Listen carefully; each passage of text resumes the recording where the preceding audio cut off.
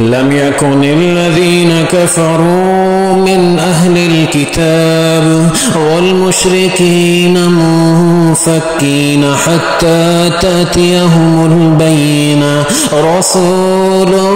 من الله يتلو صحفا مطهرة فيها كتب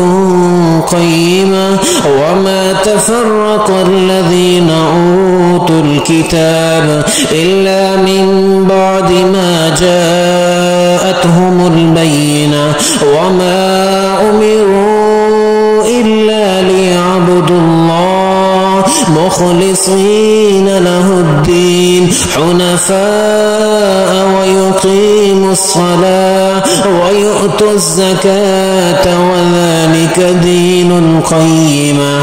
إن الذين كفروا من أهل الكتاب والمشركين في نار جهنم خالدين فيها أولئك هم شر البرية إن الذين